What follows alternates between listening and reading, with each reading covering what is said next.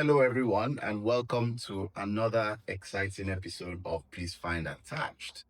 As usual, my name is Adesh, and I have with me this old man.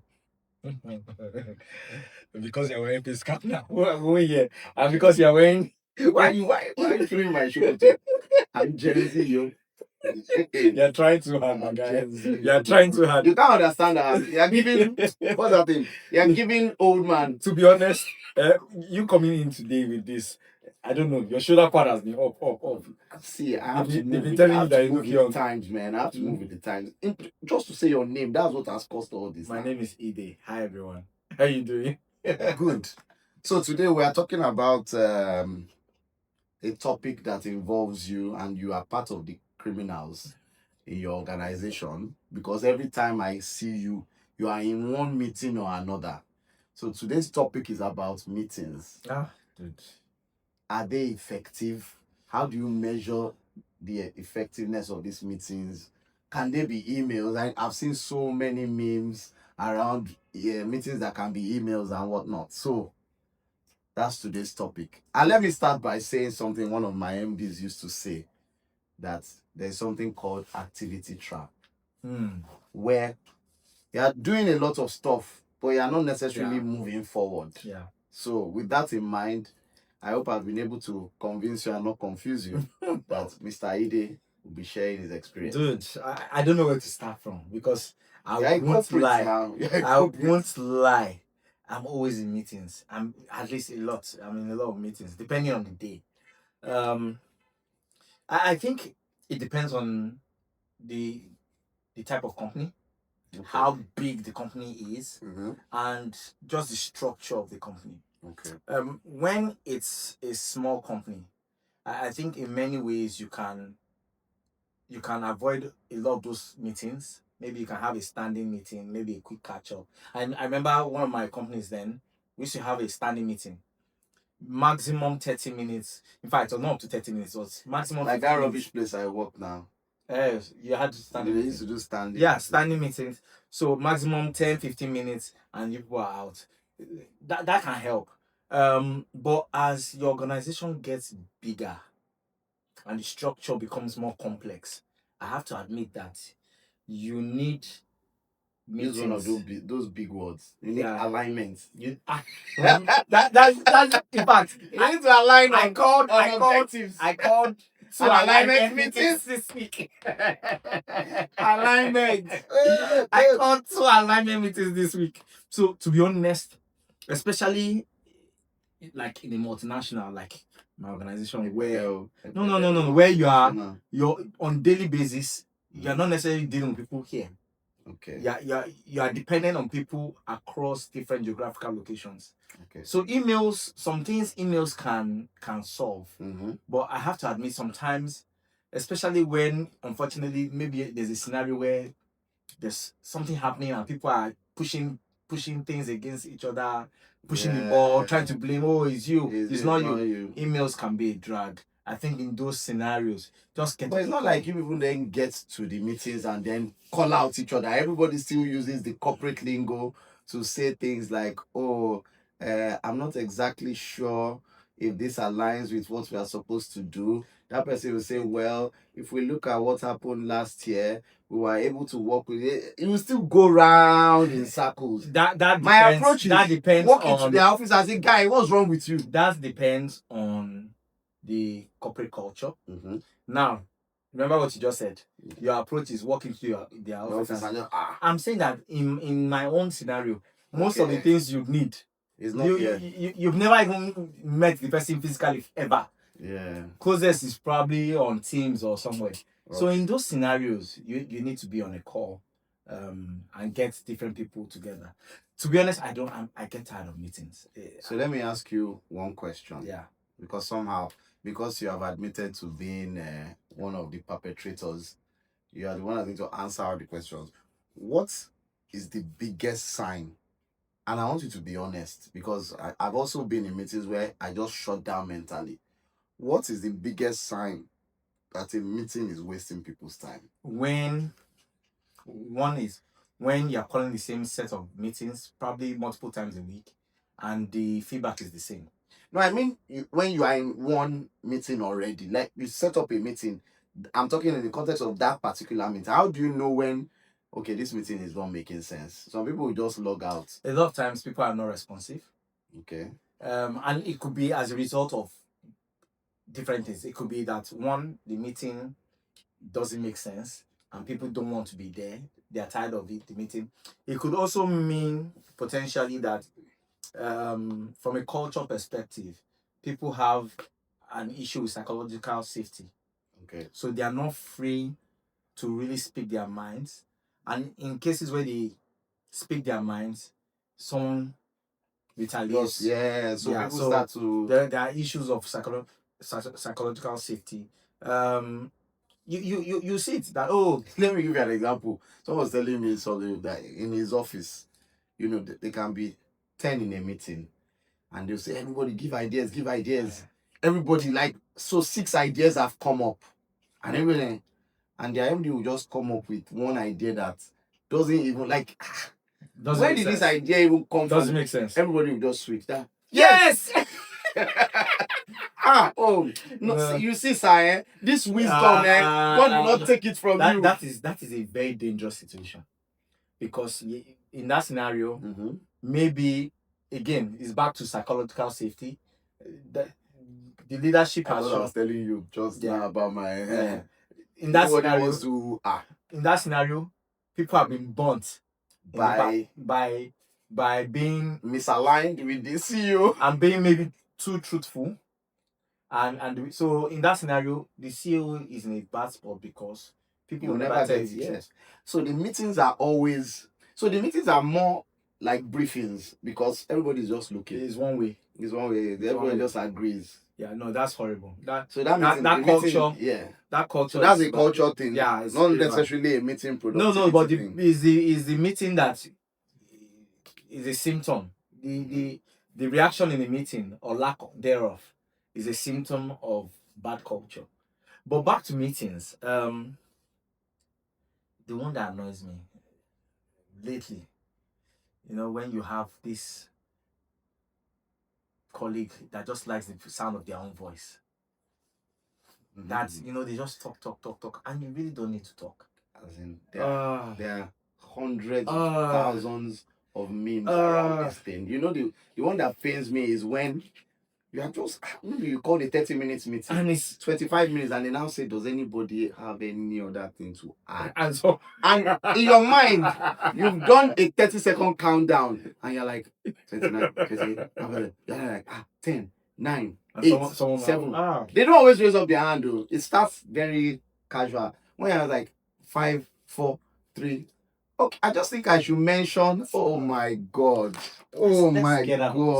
I just think I should mention, and those are the people that use the corporate jargon.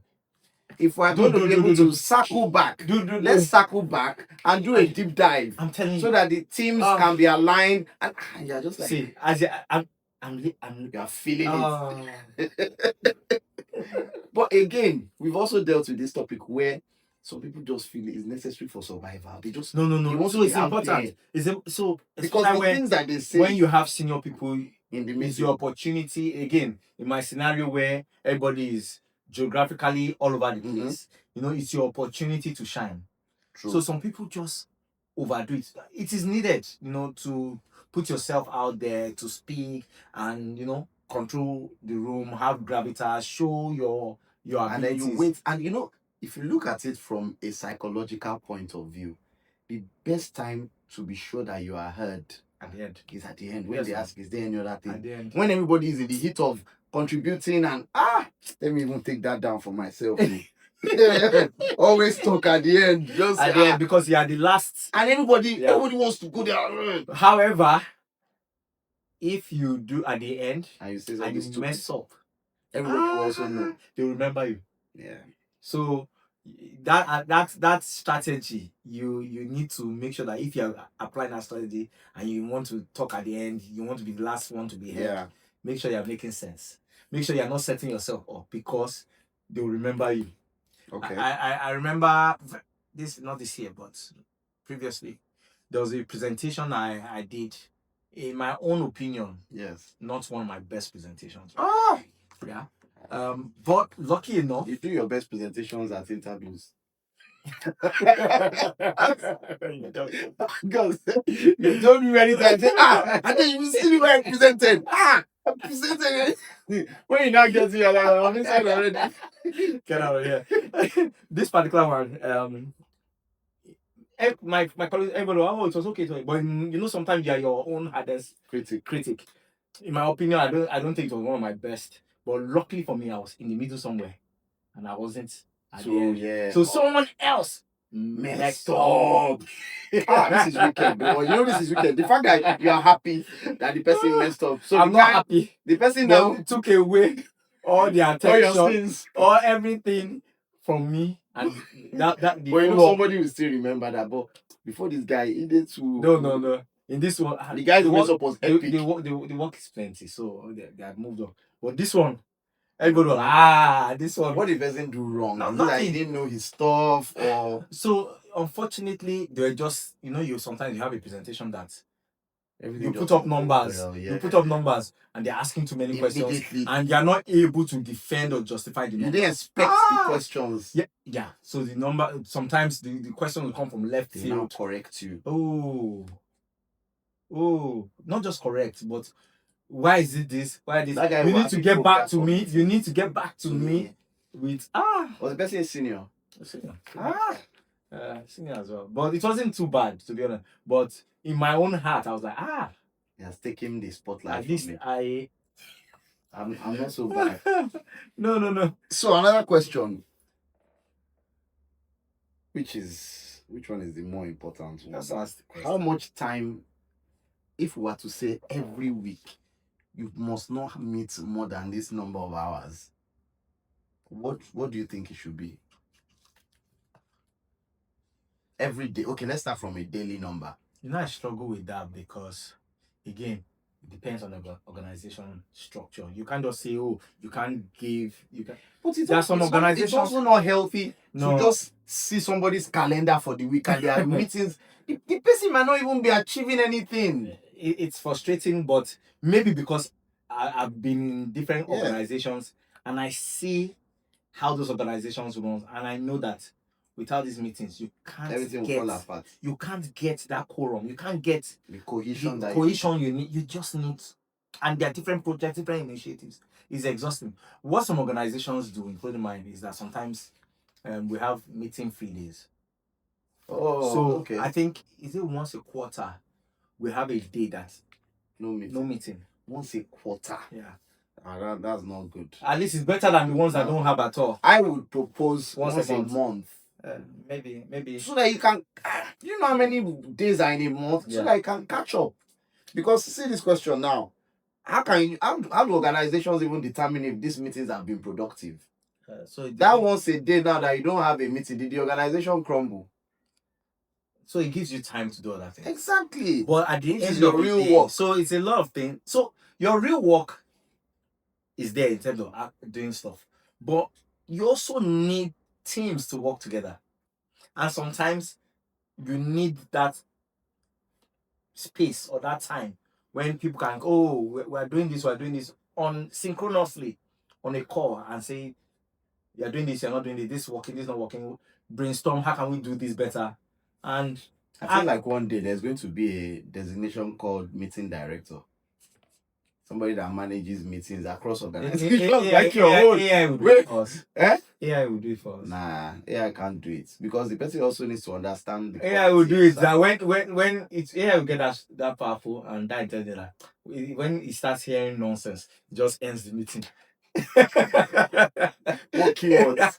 What's the year's alignment? When there's too much corporate speak, it will send yellow card to the person saying that you're confusing everything. That's true. Jokes aside, sometimes it's frustrating having those many meetings.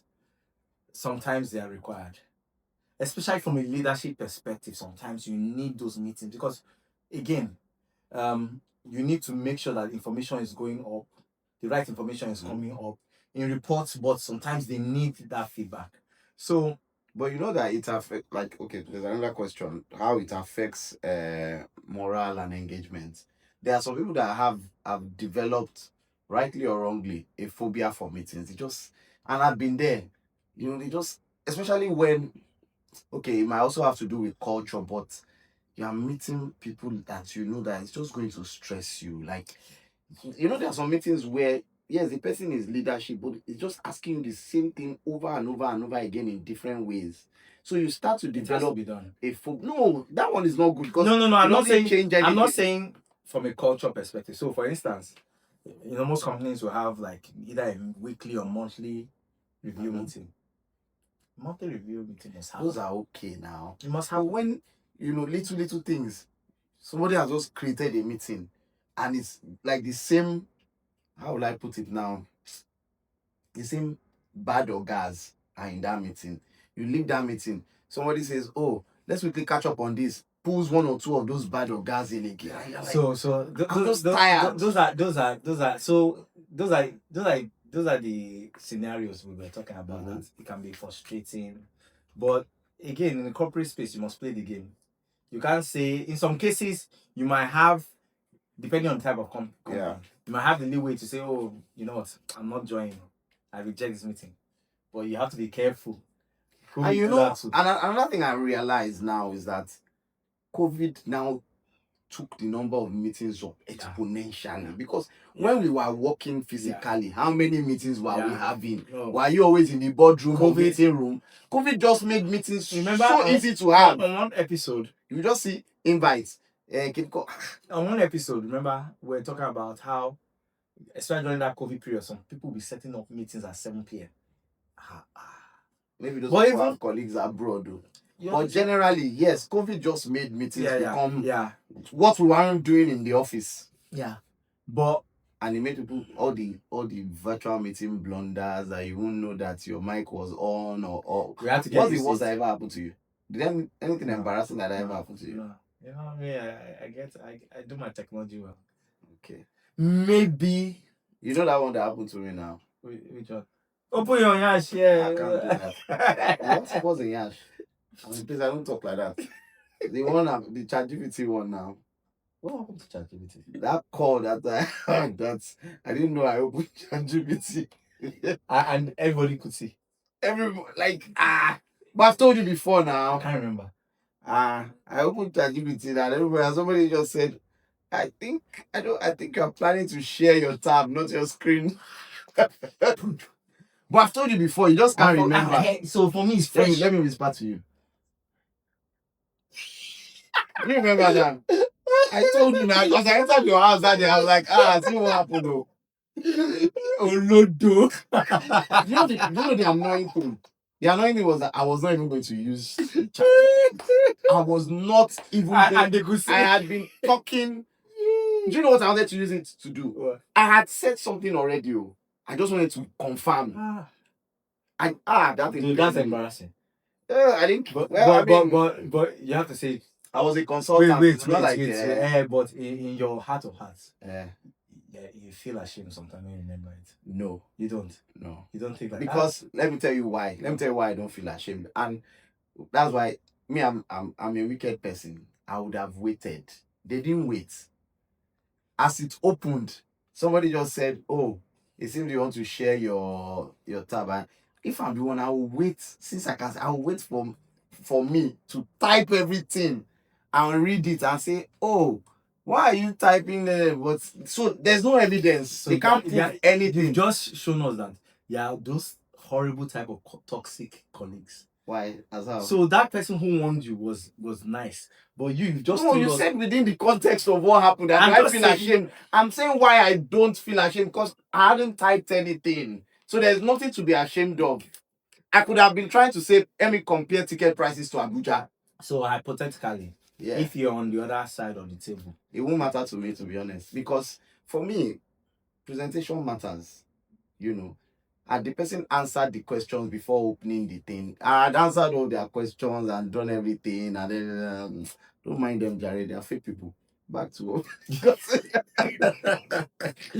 that was my most embarrassing. Was that my most embarrassing? I don't think I've had. Okay, then one time I didn't know I was in one of these very bougie meetings. I didn't know I was my speaker. I didn't mute. So So I was just shouting pidgin something like, "This guy, come on there!" Someone said, "What's that?" I said, "Oh, where I am is noisy." So I think for me it's something similar too. So those are all the disadvantages of meetings. No. That one is technology now, and you not Me not what? not Me sharing being your tech screen savvy. properly, not putting off your mic. It's still part of too many meetings that we're talking about. Yeah, but those meetings were necessary. Didn't you need that meeting at that day? I needed. But it didn't pay me. It didn't pay me at the end of the day. When you were showing So them summarize this thing for us. Oh yeah, So- what's your take on meetings? How can they be more productive? What needs to be done? So let's talk about more productive. It's important to have an agenda. Mhm. More and more, I'm seeing my bosses and Appropriate colleagues. agenda. Yeah. If the meeting doesn't have an agenda, in many cases they won't join. Okay. Yeah. So if it has an agenda and people will know why we're coming to the meeting, Yes. yeah, then at least you have structure for the meeting. Second thing I think is you need to be strict with time. Yeah. One of the things that I do not like is when meetings overrun. True. And people behave like that's normal. It's actually not normal. In a scenario like mine where we are in a lot of meetings, we can't afford for meetings to overrun in most cases because you need to jump into the another next one. one. So time management is very important. The third one, which is more around culture, is that you want people to be engaged.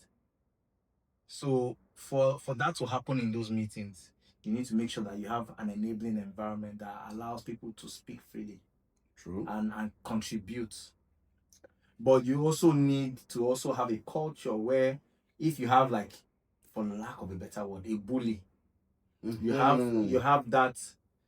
Those people that those just people tire that can- people out when that- they enter meetings. Yeah. So you have a way or people who can neutralize that.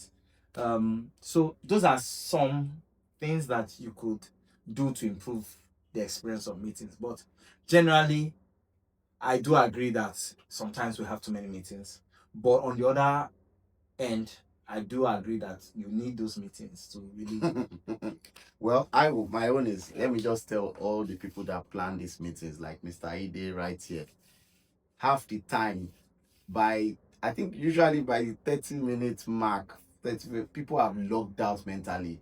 They will just unmute to say yes, that makes sense. Nobody's listening. So ask yourself, is this meeting really necessary? Or sometimes it is a lazy coordinator that doesn't want to do the job of checking in on people to get their feedback, to update his own, like, maybe project plan, that sets up meetings out of laziness. So ask yourself, is that meeting necessary? Are people going to benefit from 1 hour of just answering one question? And that has happened to me before. No, I have attended agree a with meeting you. I where agree with you. I did not say one word. No, I agree with you. So for me, In that's fact, as you were talking, I remembered a meeting from almost 15 years ago.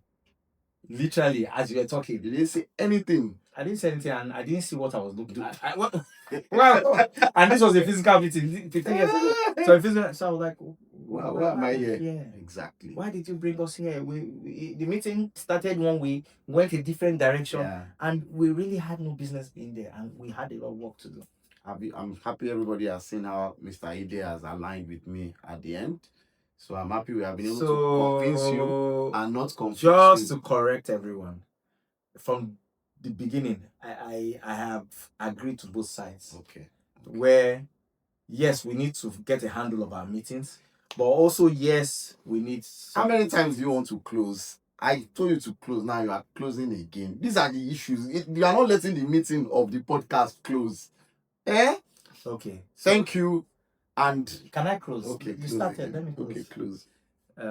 Sorry for Sean being rude today, but he's very passionate about this topic. He's been in a lot of horrible meetings, but with these few words of ours, we hope we'll be able to convince you about meetings.